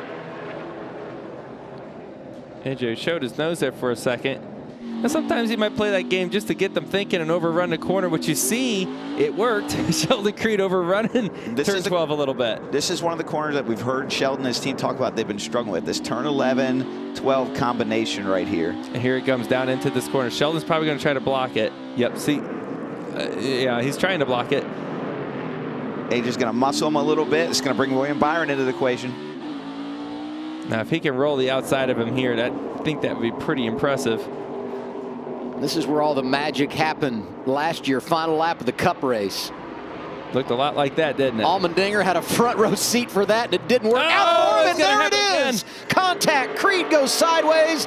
A.J. Allmendinger takes over the race lead, and William Byron trying to get by. Turn 20, back to the start-finish line. On your left. William running him high off the corner there. Here we go, break in. I can't wait to see this. This is going to get big. They're both going to drive in the corner so hard. William with the preferred lane. AJ's going to try to pull the crossover. Gets to his outside. Little contact. They try to cross him again here. Oh, William misses a little bit. Turn 2 gets loose. Still there. Still there. And AJ comes through. Oh, my God. This is fantastic racing. What a day for A.J. Allmendinger. Oh, AJ running Williams going to try to fill it. Now, I ask you guys, how does William Byron race the series regulars? When he's racing A.J. Allmendinger, all bets are off. And that's A.J.'s wife, Tara. I'm not sure nerves describe the look on her face right now. Plenty of anxiety. Maybe not. Oh, he's got a gap now. He's good. Yeah, I'm happy now. That was let's go back to that move there. We saw the two get punted. Maybe punted's a strong word here. It looked like maybe he got in a little bit. Okay, he got punted. Looks like AJ kind of slid up into him, a little bit of lockup. The two kind of backed the corner up. And there's a lot of bumps. Listen to the engine here of AJ. No, it didn't sound like I thought it would sound. But there's a lot of bumps down on the bottom into that corner.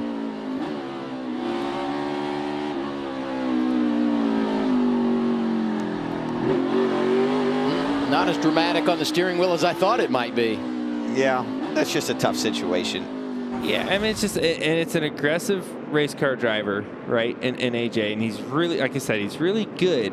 But when you're very aggressive, this is coming from an aggressive guy, sometimes you just go a little bit too far, and you're like, oops. And you can't take it back. You can't, and it's like, it's like the last thing you want to do is wreck somebody.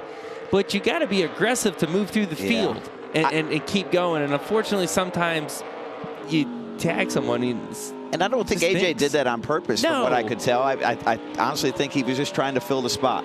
By the way, Creed back in the 21st position, was as far back as 23rd. Pretty good save for him as we go to our Toyota onboard camera. Ty Gibbs 5th. I think Creed's view of that might be a little bit different than ours here. Well, yeah, I mean, he got dumped. I mean, I don't blame him for being mad. He should be. You know, in AJ's eyes, he had the 17 of Byron right behind him. He has an opportunity to make the pass. He feels like he's got to take the move, and he's got a little too far. Absolutely. We got 12 laps to go. We're going side by side. It's Allmendinger, Byron, and then a train of Joe Gibbs Racing Toyotas.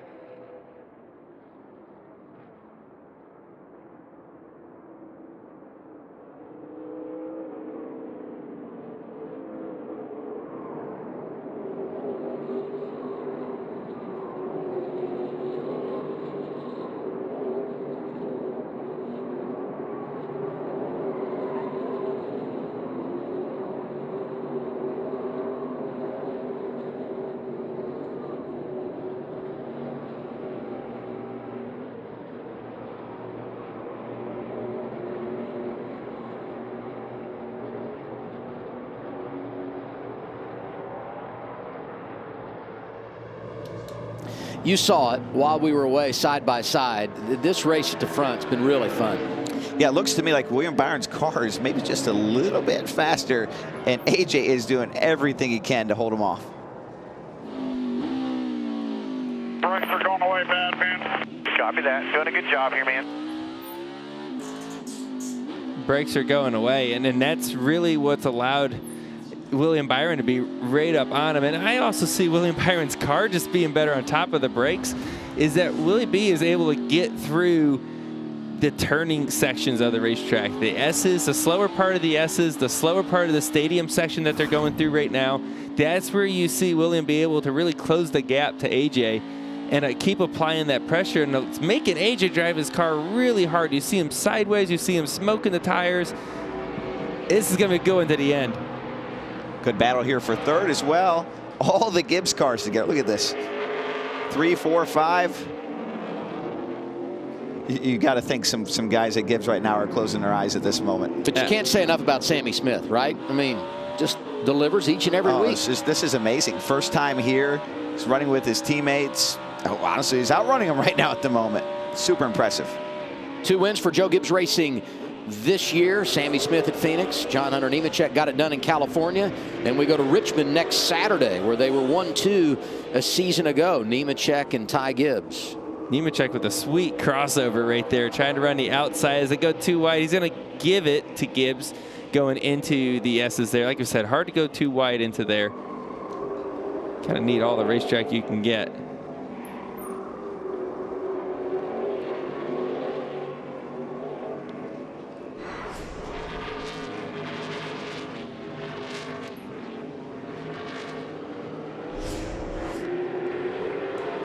Well, Coleman, 10 laps to go. And we predicted when we got this last restart that the cautions weren't done. And if we get another one, you're going to be able to see it, because from that observation tower, I think you can see Dallas-Fort Worth. I mean, you have a spectacular view. This is the best seat in the house. It's incredible. I've always wanted to come up here and check out a race from this view. You can see it all. You can see it take place. You can see it take place from another braking zone, not necessarily listening to your other spotter paint the picture. One thing I want to talk about here, the other spotters can't see everything. I know last night me and Joey went for a run. Joey looked at each angle of the spotter stand. Talk about how William Byron could maybe use that to his advantage of what you've seen last night and catch a spotter and a driver off guard. Yeah, I think there's some areas you might can, but I think he's also racing against AJ Allmendinger, and AJ's going to keep those gaps closed up to where it's going to be very difficult for William to make the pass and keep applying the pressure. But talk about a really cool feature here at COTA. That big tower up there, it has a glass floor. You can look at the cars go right underneath you, especially right there underneath the carousel. You see the glass floor up there. I don't feel comfortable being up there. I know that. Better you than me, Coleman. Thank you for the insights. 250 feet in the air. It's a great view for sure. But, update on the run. How did that go? How many miles last night for you and Coleman? We put in just over 3. That's good. Checked out the track, and we jogged it. Well, we walked the track earlier in the day, and Brad, you were out there too. And we got stuck in the pouring rain all the way as far out as we can get, and we were soaked all the way back. But last night was much more enjoyable. Hey, this is our Monster Energy onboard camera. Riley Herbst trying to make a comeback. He's 12th right now. I mean, you look at the number, starts 12th, gets up to 3rd, and then got spun around, and he's come back from disappointment, just like Brandon Jones. We've talked about his issues, tore that fender off, was 33rd at one time, and now top 15. You heard that popping noise right there at the end of the straight, the rev limiter kicking in. You hear that a lot on the road courses. Drivers want to use all the RPM range they can use to make maximum lap time, and the engine has a protection mode that kicks in with the rev limiter. Keep it from going too fast. Sam Mayer, pardon me, Brad, Sam Mayer had a spin. He too has been able to bounce back from disappointment. He's ran some fast laps. I've been watching him. His last lap was a 217 flat. Our leaders right now, for perspective, are running 215.5s. Most of the field right now is running in the 217, 218s. Our 2 leaders are driving away significantly faster than everybody else, with William Byron and AJ Allmendinger. Mayer looks really good in the latter stages of this race. Gets by Gralla. He's up to 10th. And now we've got 3 junior motorsports cars up there inside the top 10. AJ Allmendinger leading, 9 laps remaining in Austin, Texas.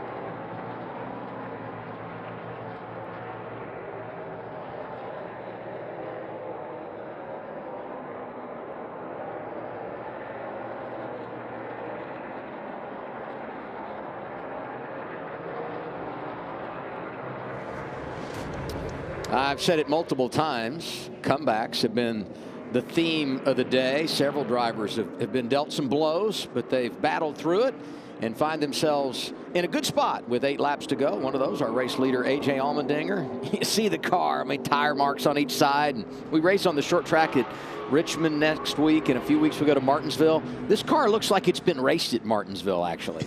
It pretty much went through it. It's been through a lot of different things, and he's still racing for the win up there. It's definitely been a great race for those guys. And they're going to battle it right to the end. You know, that half-second gap or so less. I mean, that's one little mistake away from William being able to pounce. And you see Parker Kligerman. It sounds like he's stuck in a higher gear than he wants to be. When he comes by here, we hear him just slow, stuck in maybe a higher gear. Regan?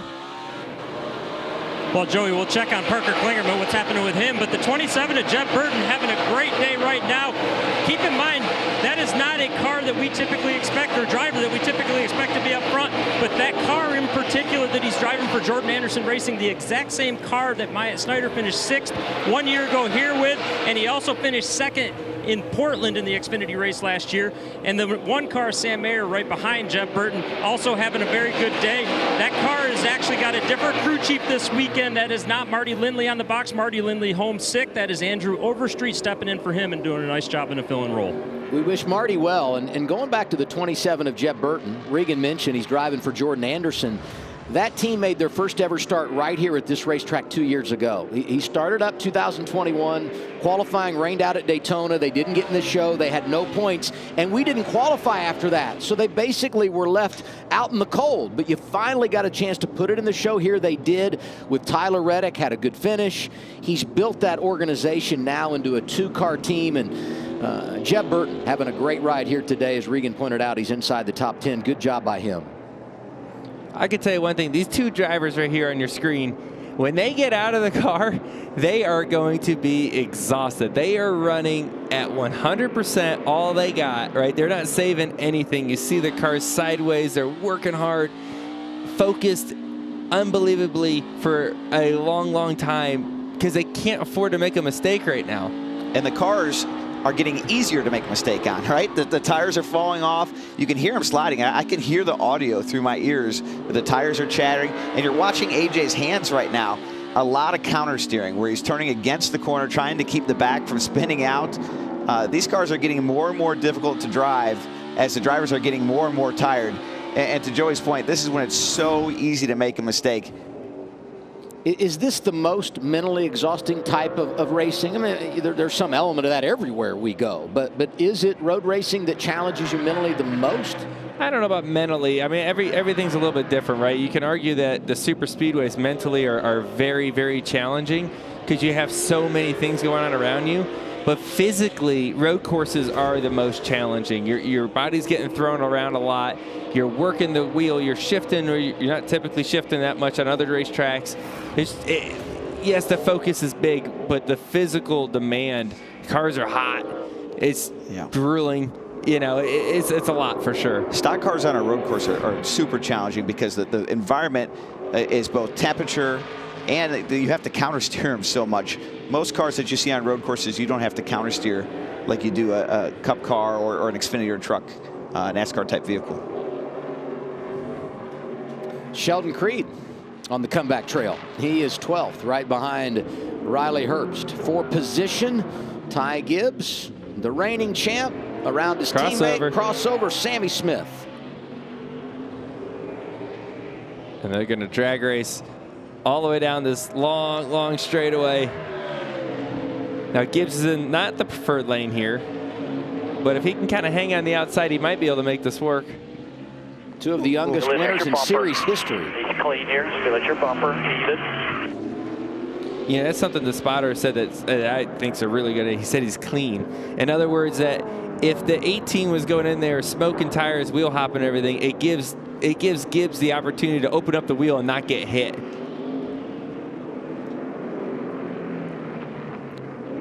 Gibbs up to 3rd.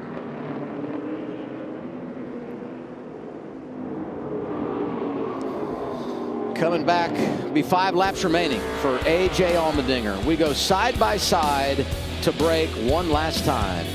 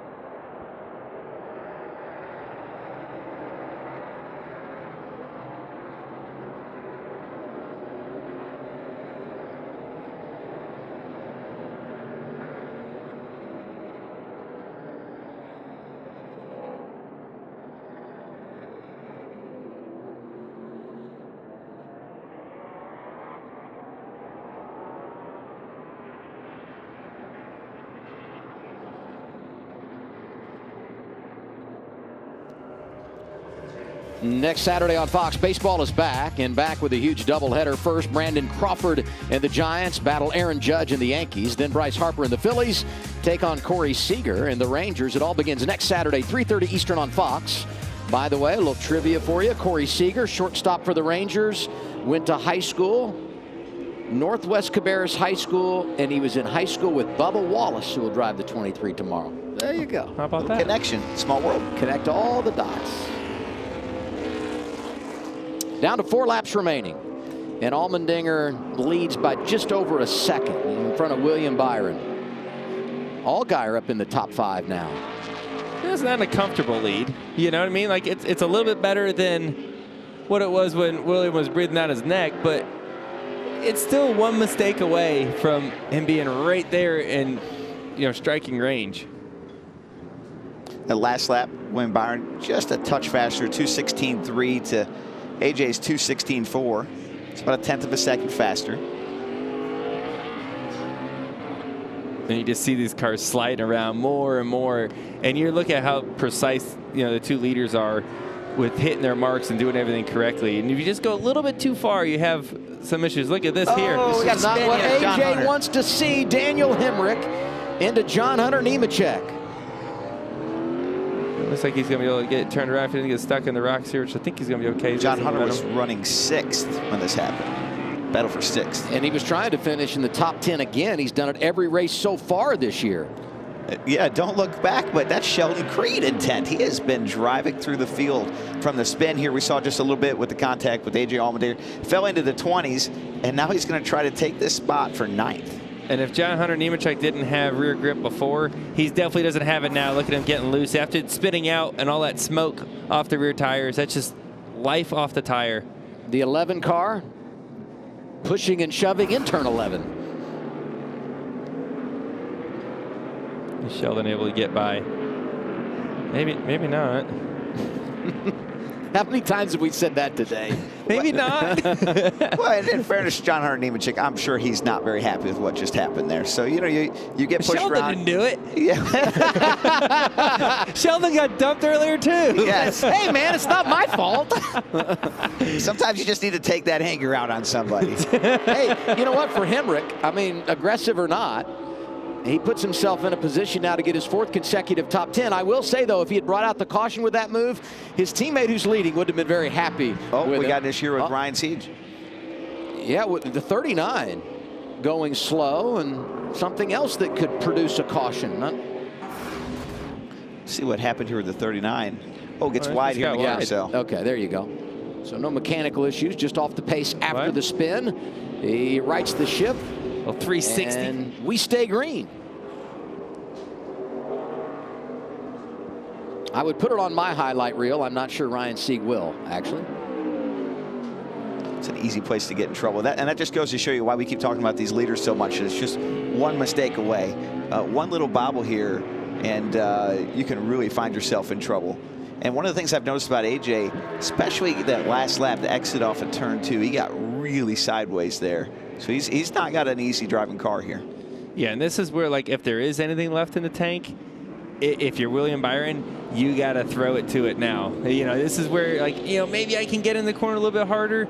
You're willing to take the risk because right now you're just going to finish 2nd. So maybe you can send it in there a little bit harder. Maybe you lose a 2nd to AJ. Oh, well, right? Like, you're already back there. You need to try to find a little bit more.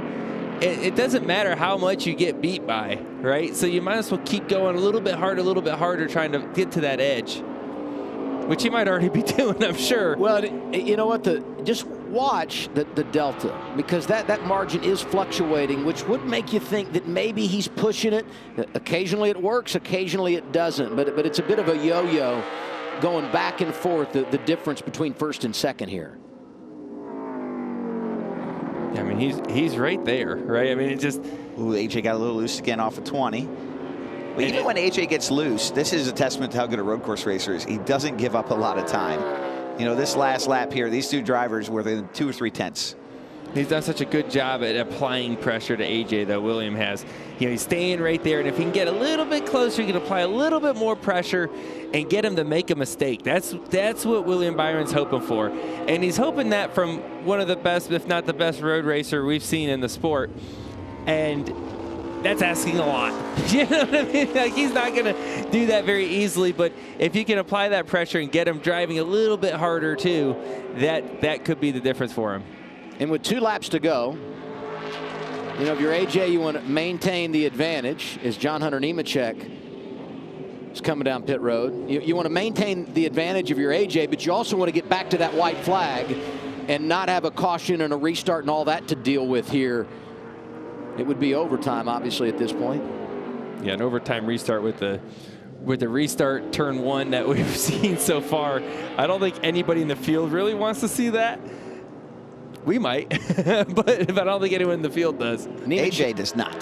Nemechek had a flat tire. That's why he came down pit road. And something else to think about, this is a Dash for Cash qualifier. So top 4 series regulars here today running for $100,000 next Saturday in Richmond. And right now it would be Sammy Smith, Justin Allgaier, Daniel Hemrick, and Josh Berry, the eligible drivers going for the bonus in the Commonwealth of Virginia. Guys, this is about to get good. William is there. He is able to close the gap to him. He made 2 or 3 tenths this lap. 3. And look at, there's a smoke coming off AJ's car. He's trying a little bit harder now too. So this is where you're coming to 1 to go. They are getting it all right now, and it is going to be close. Boy, Byron is hustling that thing.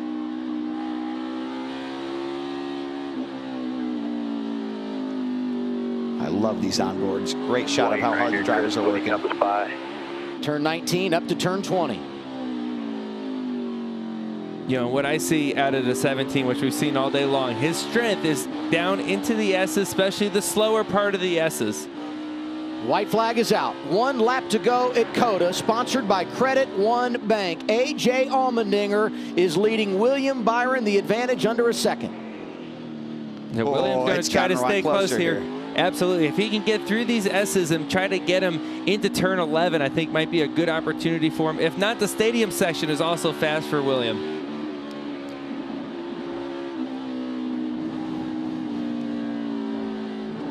Oh, he got loose.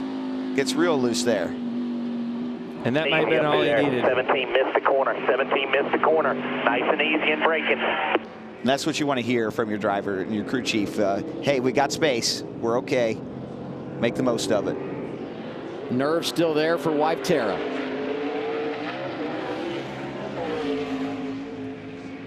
Yeah, that really gave AJ a big gap. The pressure was on there, and William made one mistake. Just pushing it, just like you said, Joe. He's pushing it really hard in an area where he knew he could. The S is there. Through turn 11 for the final time. Now they make that long run, high speed down to turn 12.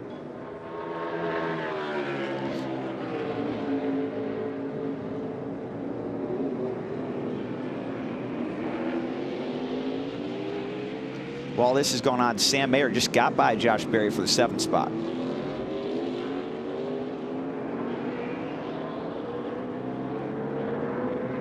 See William just getting everything he can right now, right? He's trying to get through the stadium section here. Maybe he can force him into one more mistake. I don't think it's going to happen at this point. It's looking really good for AJ. AJ Allmendinger started on pole. He's led a ton of laps. Got involved in an incident on a restart and had to come from behind. He's managed it quite nicely. And these two have been the show of the day. Third place is so far back, over 12 seconds back. That just goes to show you how these two are the dominant cars of the day. Turn 19 up to turn 20. Here comes AJ Allmendinger. The dinger is a ringer on the road. AJ gonna go back to back and win again at Circuit of the Americas. Let's go! Job, man. Hell of a job. Nice work all day.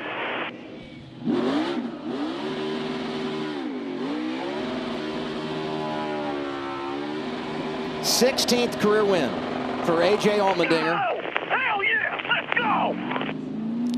One thing I love about AJ, maybe what I love the most about AJ, is his emotions and energy that he brings to the table. Oh, yeah. Real raw emotion. Watch when he gets out of the car, how excited he is. Don't forget, he got is it right the coming favorite. checkered here. Jeff Burton here. So race is finishing in the back half of the field.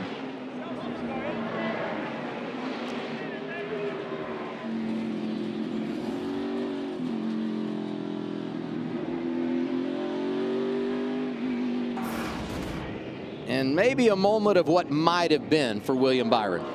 You see he's getting into the S's quick. He's got some dirty air in front of him. He's a little bit off of where he wants to be. Loose there, transfers the weight big time, loose again through the next S. Once you get the first one off, Brad, you're along for the ride on that.